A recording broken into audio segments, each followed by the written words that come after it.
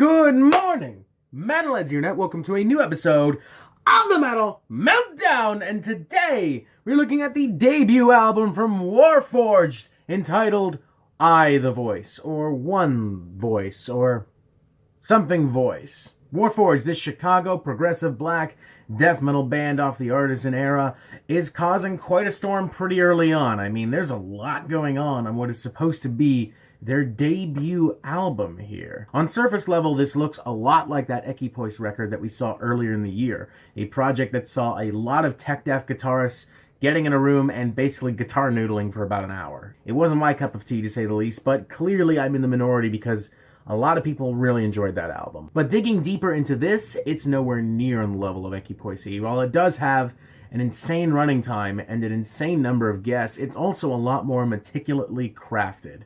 It's a lot more ambitious in terms of its scope and its vision. Like, we're not just talking technical guitar nonsense and pyrotechnics.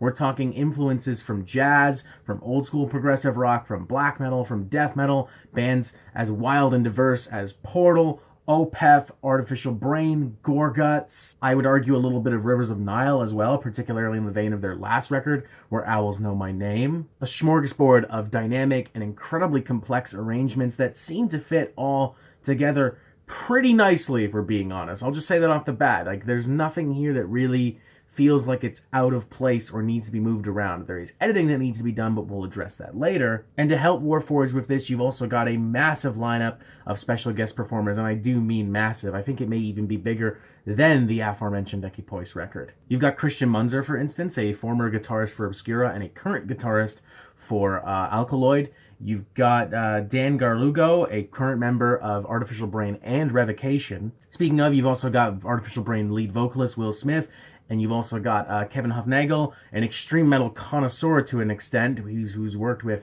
Gorguts, Dysrhythmia, Sabbath Assembly. You've also got a multi-instrumentalist Naveen Koperweiss, who has worked with tons of fucking bands. He's worked with The Faceless, he's worked with Animals as Leaders, he's worked with Animosity, he currently plays in the band Entheos. He even played drums for Whitechapel on their most recent album, The Valley, which I have argued is their best album yet, and one of the best albums of the year so far. To say that there's an insane amount of talent on this is a fucking understatement. I don't think I've seen credits this long since Avengers Endgame. And it's fitting because Warforged treat this as if this is their Avengers Endgame, as if this is their make it or break it moment, as if this is something that they've been very carefully calculating for years and years and years on end and are now ready to unleash to the world. And right off the bat, if I may say, that's the most impressive thing about this record. The ambition, the scale of this fucking thing. The fact that Warforged have managed to gather this many talented people and have managed to craft this many interesting, dynamic arrangements and tracks is nothing short of incredible. Which isn't to say the album doesn't have issues, but rather that when it all comes together, it really does fucking come together. Take, for instance, on a song like Cellar, a multi-layered track that has acoustic segments with warm guitars and spooky atmospheres in the vein of old school Opeth, very quickly evolving into bombastic Fallujah-style tech death with ripping leads, beautiful solos, fantastic subtle synths in the background. Or on opening track We've Been Here Before, which lays it on thick with black and death metal riffery and little subtle shades of symphonic metal floating in the background, almost in the vein of very early Emperor, but with a little bit more flamboyant energy, shall we say. And I love how interconnected all these songs are. Old Friend, for instance, doesn't really have much impact alone, but in context of the rest of the album, it is a lulling and very strange track, one that brings you into a false sense of security, one that segues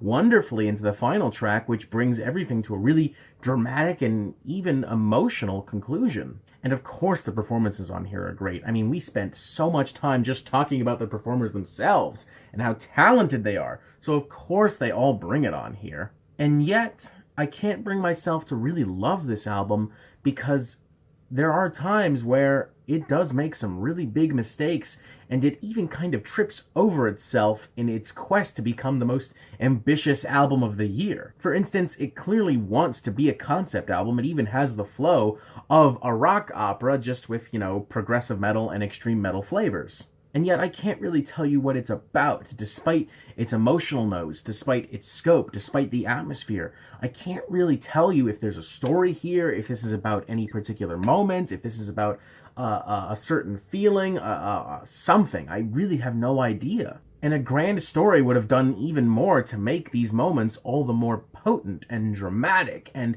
expressive and exciting, you know? I mean, without a full-blown concept, despite trying to act like a concept album, it just doesn't succeed. And then there's just the very simple fact that this album is an hour and 13 minutes long, and it really, truly does not need to be. Now, to be fair, all these tracks are so connected musically that it would actually be very difficult to remove any one song to help the flow of this album. On the flip side, however, there are some things you can do here and there that would help a lot. For instance, the track Old Friends. I understand, again, that that's a really important song in context of the record, but you could probably clip maybe 3 or 4 minutes off of it, and that would help quite a bit. Because of this, the album is going to be abhorrently bloated, and I can honestly picture this album really losing a lot of people if they're not fully into it right off the bat. To put it very simply, this is an album that will require and even demand your full attention at times. I'm going to be generous and give Warforged a 3.5 out of 5 on this record. I think that the ambition of the record shines through. It's impossible to look past just how massive the size and scale and atmosphere of this album is. It's impossible to look past just how great the songwriting is at times, how amazing these performances are, and it's really remarkable just how much Warforged have accomplished on just that front. Like, there's no argument here whatsoever. Warforged tried really, really, really, really, really fucking hard. They just maybe tried a little too hard in some aspects. But they didn't try hard to show off in the same way that tech death bands show off. They tried hard to give us something new, to give us something exciting, and I just admire that. Like, the songwriting here is very expressive and fluid and expansive and diverse. The performances across this record, not just from Warforged, but from all the guest musicians, it's remarkable. It's really fucking fantastic stuff. They just get crippled by trying to do way too much. They get crippled by the fact that this album is too long. They get crippled by the fact that this concept maybe needs to be fleshed out more. They get crippled by the fact that the album is inherently quite bloated. That being said, there's no doubt in my mind that the progressive metal and tech death communities are going to embrace this album. I mean, it is so well composed and well thought out and performed, it'd be impossible to ignore for them. And with that in mind, if you fall into those groups, if you are a fan of that music, go fucking nuts with this, man. You're gonna have a fucking field day. And I honestly hope maybe you can find the things that I couldn't find. You know, maybe you'll have the ambition to dig even further than I could. And maybe you can tell me, if there is a concept, what it's about. I mean, who knows? Maybe that'll help me figure out more of this album in the future. Now, with that in mind, I would say if you're not already initiated into this genre, stay the fuck away. It is simply going to be too much for you to handle. If it's too much for me to handle at times, then it's definitely too much for you to handle. Again, mad props to Warforged. It's rare we see any band doing something this ambitious this early in their career.